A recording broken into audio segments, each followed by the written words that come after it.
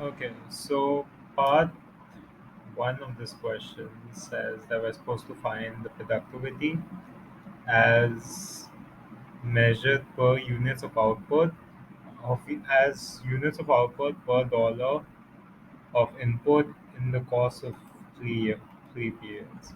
So, okay, first of all, there's 50,000 burgers being produced per week. Okay, that's the first point we need to realize per week. Now, this is our unit of outputs, and yeah, in a week, in a year, there's about 52 weeks,